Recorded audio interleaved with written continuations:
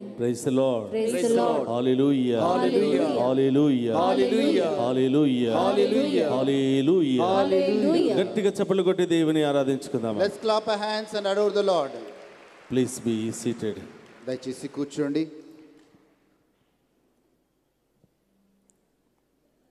క్రీస్తునాథుని యందు ప్రియ సహోదరి సహోదరులారా, మనం చేసిన పాపాల కోసం పశ్చాత్తాపపడటం నేర్చుకోవాలి. We should be able to repent for our sins. మంచి పాప సంగీతం చేయడం నేర్చుకోవాలి. We should prepare ourselves by doing a very good confession. ఈ దివ్య పూజా బలిలో ప్రతిరోజు పాలు పంచుకొని దేవుని ఆరాధించడం నేర్చుకోవాలి. We should attend mass every day and prepare our hearts. దేవుని యొక్క వాక్యాన్ని చదవటం వినటం ద్వారా దేవునితో మంచి సంబంధాన్ని ఏర్పాటు చేసుకోవడానికి ప్రయత్నం చేయాలి. By studying and reading the word of God, we should establish a connection with God. వీటి ద్వారా మన హృదయాన్ని శుభ్రం చేసుకుంటున్నాం. By all these things we are trying to cleanse our hearts. వీటి ద్వారా మన హృదయాన్ని అలంకరించుకుంటున్నాం. By these things we are decorating our hearts. వీటి ద్వారా మన యొక్క హృదయాన్ని మన హృదయంలో ఒక మంచి కలర్ను వేస్తూ ఉన్నాం. By these things we are filling our hearts with his love. ఇంటికి కలర్ వేయడానికంటే హృదయానికి మంచి కలర్ వేసుకోవటం చాలా ముఖ్యమైనది.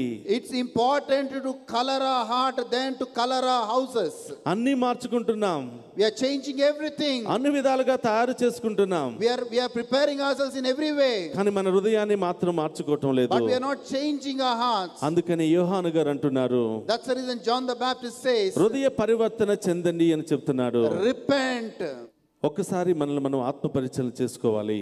We should look internally into our own lives. ప్రియ సహోదరులారా, ఎందుకు యోహాను గారు హృదయాన్ని మార్చుకోమంటున్నాడు? Why John the Baptist is asking us to change our hearts? నీ ఇంటిని మార్చుకోమని చెప్పలేదు. He didn't ever told to change your house. నీ బట్టలను మార్చుకోమని చెప్పలేదు. He never changed to change your clothes. నీ కలర్ను మార్చుకోమని చెప్పలేదు. He never changed to change the color. ఒక హృదయాన్ని మాత్రమే మార్చుకోమంటున్నాడు. He only told change your heart. ఎందుకని? Why? ఎప్పుడైనా మిమ్మల్ని మీరు పరీక్షించుకున్నారా? Did you ever ask this question to yourself? యోహాను గారి యొక్క శుభవార్త హృదయ పరివర్తనతో ప్రారంభమవుతుంది. The good news of John the Baptist starts with repentance. ఆయన ప్రారంభములోనే హృదయ పరివర్తన గురించి మాట్లాడుతూ ఉన్నారు. Initially only he talks about repentance. ఎందుకని ఆయన హృదయాన్ని గురించి అంత ప్రాముఖ్యత ఇస్తూ ఉన్నాడు? Why he is giving so much importance for our heart to change our heart? ఎందుకని హృదయం మార్చుకోవడానికి ఆయన అంత శ్రమ పడుతూ ఉన్నాడు? Why he is struggling so much and giving importance for the changing of our hearts? ఆయనకు తెలుసు. Because he knows. ఈ లోకములో ప్రజలు దేనినైనా కూడా మార్చగలరు. He knows that people can change everything in this world. మంచిని చెడుగా మార్చగలరు. They can change good into bad. ఇంటిని పడగొట్టి ఇంకొక కొత్త ఇల్లును కట్టుకోగలరు. They can demolish the old house and build a new house. పాత బట్టలు తీసివేసి కొత్త బట్టలు కూడా కొనుక్కోగలరు. They can remove the old clothes and buy new clothes. మన యొక్క హెయిర్ స్టైల్ మనం మార్చుకుంటూ ఉన్నాం. We can change even our hairstyle. మన యొక్క ఆహార పదార్థాల యొక్క అలవాటును కూడా మనం మార్చుకుంటూ We ఉన్నాం. can even change our food habits. మన కలర్ కూడా మనం మార్చేసుకుంటున్నాం. Even our color on the face also is getting changed. మన జెండర్స్ కూడా మనం మార్చేసుకుంటున్నాం. In some cases they are also changing the genders. మగవాళ్ళు ఆడవాళ్ళుగా మారుతున్నారు. There are people who changing male to female. ఆడవాళ్ళను మగవాళ్ళుగా మార్చేసుకుంటున్నారు. Female to male. టెక్నాలజీని బాగా ఉపయోగించుకుంటున్నారు. There's a lot of you, they are using maximum the use of technology. అన్ని విషయాల్లో మారాలని ప్రయత్నం చేస్తున్నారు. We are trying to change ourselves in every way. కానీ మనం మాత్రం మారటం లేదు. But we are not changing. మన హృదయాన్ని మాత్రం మార్చుకోవడానికి ప్రయత్నం చేయటం We are లేదు. not trying to change our hearts. మన జీవితాన్ని మార్చుకోవడానికి ప్రయత్నం చేయటం లేదు. We are not trying to change our lives. వేరే వాళ్ళు మారాలని మనం ప్రయత్నం చేస్తున్నాం. We are always trying to change others. చాలా మంది వచ్చి నా భర్త మారాలండి ప్రార్థన చేయమని చెప్తున్నారు. So many people come to us and tell, Father, please pray for my husband to change. నా భార్య మారాలని ప్రార్థన చేస్తున్నారు. Some husbands come and tell, pray that my wife changes. మా బిడ్డలు మారాలండి అని ప్రార్థన చేయమంటున్నారు. Some people come and ask that our children should change. ఎప్పుడైనా మనల్ని మనం పరీక్షించుకున్నామా? But did we ever ask that did we ever pray that we should change? మనం ఎక్కడ మారాలో ఒక్కసారి మనల్ని మనం పరీక్షించుకున్నామా?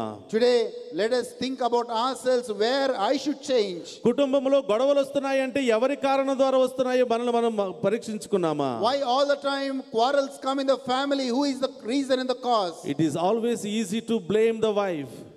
చాలా సార్లు భర్త భార్యని దూషించడం చాలా సహజం. It is always easy to blame others. చాలా సార్లు మనము వేరే వాళ్ళని అపహేళన చేయడం చాలా సులువు. చాలా సార్లు ఇతరుల గురించి మనం చాలా చెడుగా మాట్లాడుకుంటూ ఉంటాం. All the time we talk bad about others. ఇతరులు చేసిన తప్పులను గురించి మనం ఏలెత్తి చూపుతూ ఉంటాం. We always look at the faults of others. ఒక ఏలు మనం ఇతరుల వైపు చూస్తే 4 ఏళ్ళు మన వైపు చూపిస్తున్నాయని మర్చిపోతుంటాం. Always whenever we show one finger towards others, remember 4 fingers are pointing back to you. దీని ద్వారా ఇతరులు చేసిన తప్పు కంటే నేను చేసినటువంటి తప్పే ఎక్కువ ఉందని గుర్తించాలి. We should always realize that not others' mistakes, but my mistake is bigger than the others' mistake. వాళ్ళకంటే నేనే ఎక్కువగా మార్చుకోవాలని మనం గుర్తించాలి. Before they change, you should always realize that you should change. ఇతరులను ఏలెత్తి చూపడం కంటే మనల్ని మనం ఏలెత్తి చూపించుకోవటం గొప్ప అని మనం నేర్చుకోవాలి. Before pointing out your finger at others, you should point the same finger towards your own life. It's very easy to criticize others. ఇతరులను విమర్శించడం చాలా సులువండి. But it's very difficult to criticize our own self. కానీ మనల్ని మనము దూషించుకోవడం, మనల్ని మనం నిందించుకోవడం చాలా అరుదు. When we criticize others, nothing will happen to you. వేరే వాళ్ళని దూషించినప్పుడు మీకు ఏం జరగదు. But when you criticize yourself, there is a room, there is a possibility for us to grow in a better way. కానీ అవే తప్పులు మీలో మీరు చూసుకున్నప్పుడు మీలో మార్పు రావడం అనేది ఆరంభమవుతుంది. ఎప్పుడు మనం ఇతరులను దూషించడంలోనూ మన సమయాన్ని వృధా చేస్తూ ఉంటాం. We waste our time always criticizing and finding fault with others.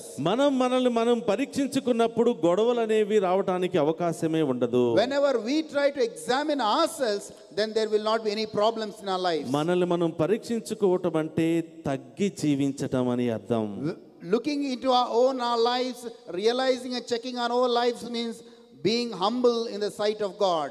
ఒదిగి అణిగి జీవించటం అని అర్థం. You are humbling yourselves in the sight of God. ఇలా అందరూ కూడా తమను తాము తగ్గించుకుంటే, if all humble themselves, కుటుంబంలో గొడవలే ఉండవు. then there will not be any problems in the family. సమాజంలో గొడవలే ఉండవు. then there will not be any problems in society. రాష్ట్రంలో గొడవలే ఉండవు. then there will not be any problems in the state. దేశంలో గొడవలే ఉండవు. then there will not be any problems in the country. వీటన్నిటికీ కారణం మన హృదయం మారకపోవటమే. all these problems are because our hearts are not changed. అన్నీ మార్చుకుంటున్నాం కానీ మార్చుకోవాల్సిన దాన్ని We మార్చుకోలేకపోతున్నాం. are trying to change everything, but what is important and necessary, we are not trying to change. ఆ హృదయాన్ని మార్చుకోవడానికి మనం ఎలాంటి ప్రయత్నం చేయటం లేదు. We are not making any effort to change that heart. ఎన్నోసార్లు గుడికి వెళుతూ ఉన్నాం. So many times we are going to the church. ఎన్నోసార్లు ప్రార్థన చేస్తూ ఉన్నాం. So many times we are praying. ఎక్కడ మనం మార్పు చెందుతున్నాం? Where we are trying to change, where we are changing. ఏ ఏరియాలో మనం మార్పు చెందుతున్నాం? ఎక్కడ మనం where we are trying to change. అందుకనే యోహాను గారు అంటున్నాడు, ఆ గొప్ప దేవుని నీ జీవితంలో స్వీకరించాలి అంటే నీవు మార్పు చెందాలి. That's the reason John the Baptist is trying to tell us, if you have to receive that Savior into that life, then you have to undergo that process of change in your life. ఎన్నిసార్లు హృదయాన్ని మార్చుకోవడానికి ప్రయత్నం చేస్తున్నాం? How many times we have made an effort to change your hearts? ఎన్నిసార్లు హృదయాన్ని శుభ్రం చేసుకోవడానికి ప్రయత్నం చేస్తున్నాం? How many times you have made an effort to cleanse your hearts? శరీరానికి మురికి అయితే సబ్బుతో కడుక్కుంటున్నా మురికిపోతుంది. If some stains on the body, then you are washing yourself with a soap. కానీ హృదయాన్ని ఉతకడానికి శుభ్రం చేయడానికి ఏ సబ్బు ఏ టెక్నాలజీ ఇప్పటి వరకు రాలేదు. There is no technology on this earth, there is no soap on this earth that can purify or cleanse your heart. ఒకటి దేవుని యొక్క కృప ద్వారా మాత్రమే శుభ్రపడుతుంది.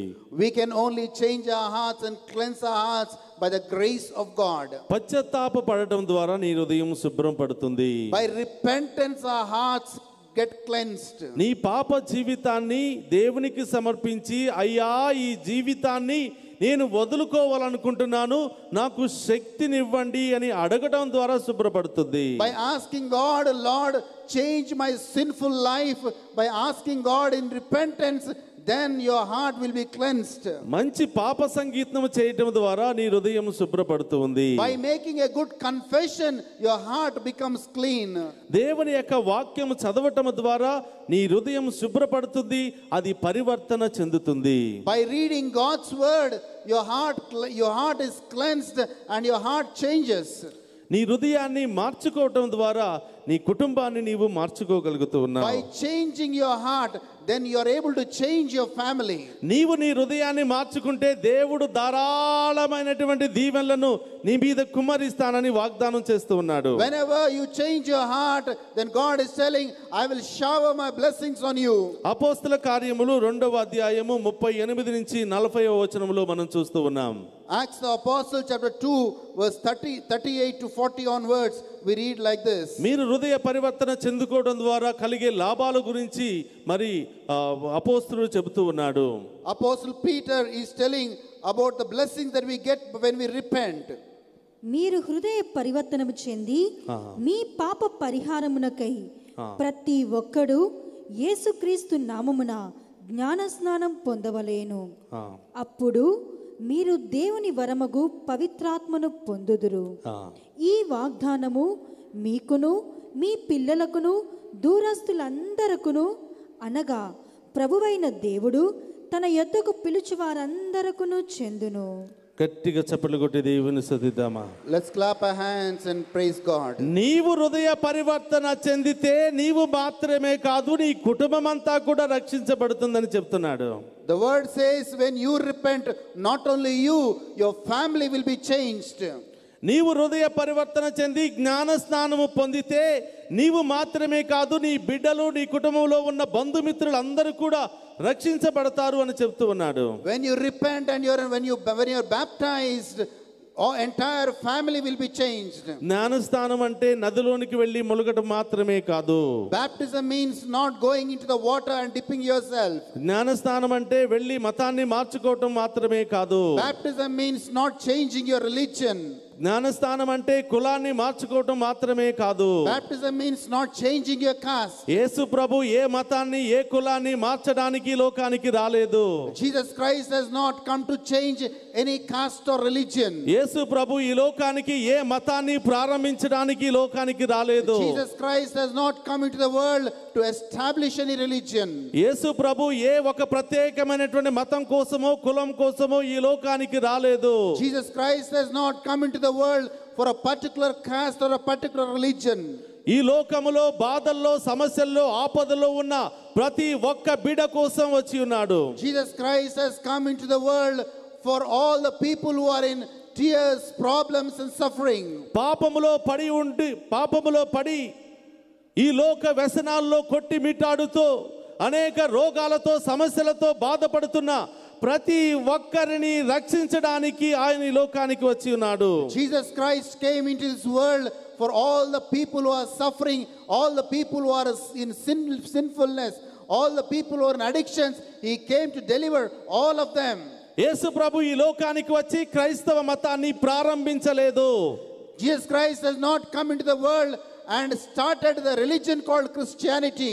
ఏ మతాన్ని ప్రారంభించడానికో ఆయన ఈ లోకానికి రాలేదు. He never came into this world to establish any religion.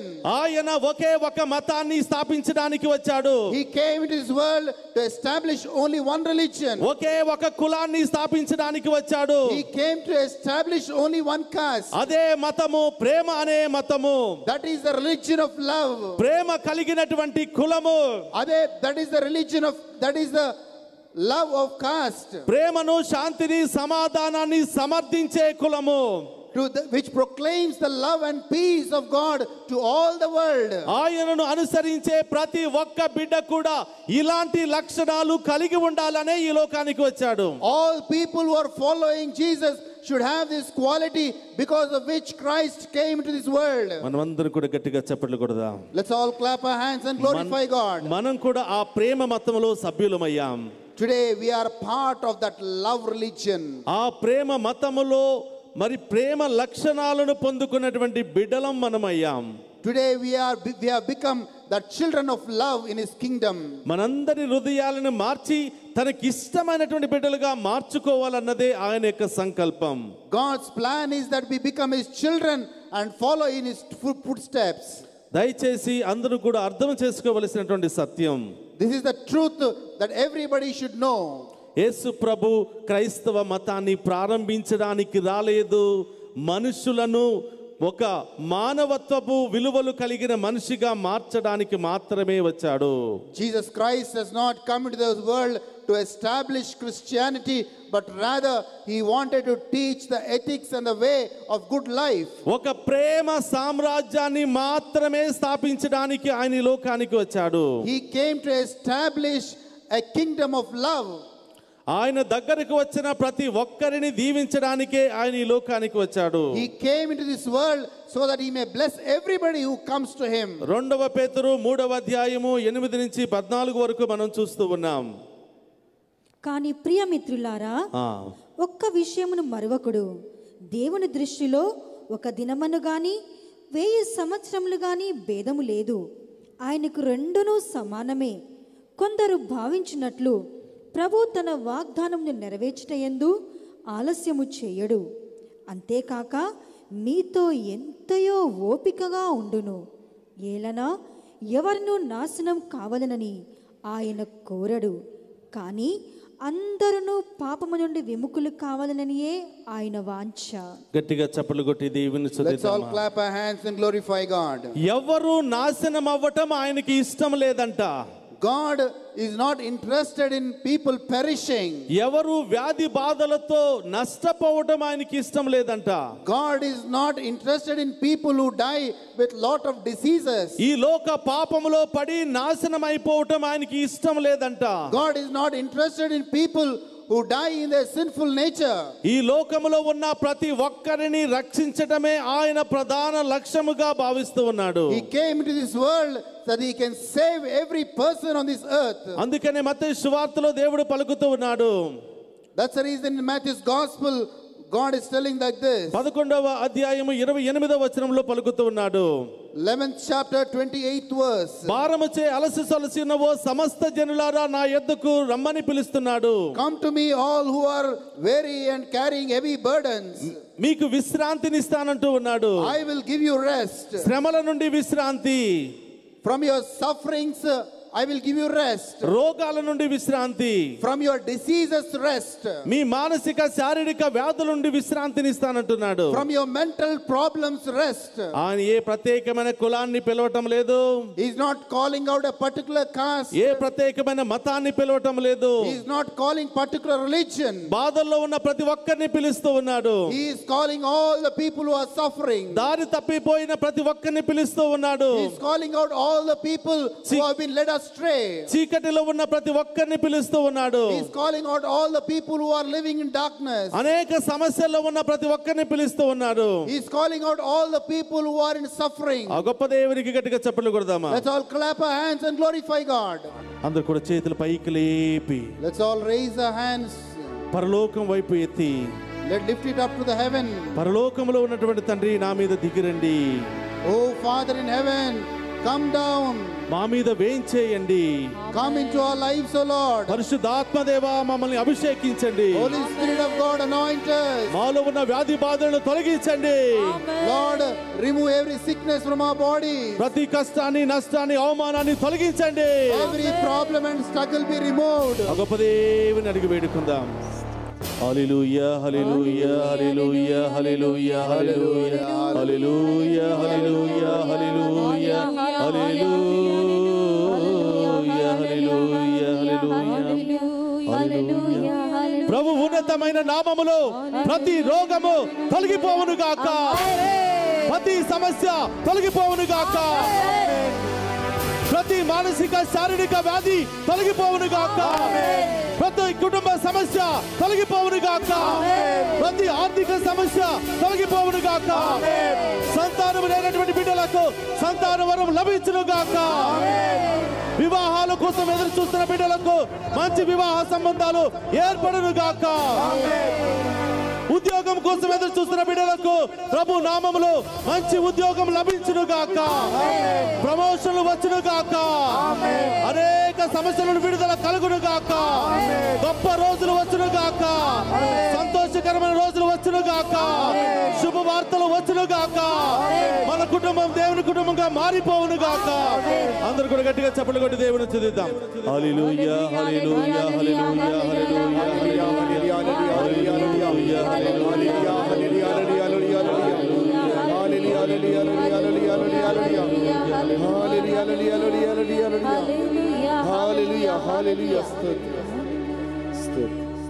ఈ మనవులన్నిటినీ మన నాథుడైన క్రీస్తు ద్వారా అడిగి వేడుకొనుచున్నాం తండ్రి. ఆమేన్ ఆమేన్. క్రీస్తునాథుని యందు ప్రియ సహోదరులారా, ఈరోజు దేవుడు మీ కుటుంబంలో గొప్ప కార్యాలు చేయబోతున్నాడా, గొప్ప స్వస్థతను దేవుడు చేయబోతున్నాడు. రేపే మీరు సాక్షిగా మారబోతున్నారు. దేవుని ద్వారా, దేవుని ఆరాధించడం ద్వారా, మీ ఇంటిలో నుండి దేవుని మహిమపరచడం ద్వారా దేవుడు నిన్ను తాకి స్వస్థపరచబోతున్నాడు. నీవు అక్కడ స్క్రోలింగ్ లో ఉన్నటువంటి నెంబర్ ఫోన్ చేసి ఎలాంటి దీవెన నుండి, ఎలాంటి సమస్య నుండి నీవు విడుదల పొందుకున్నావో దేవుని సాక్షిగా నీవు మారు.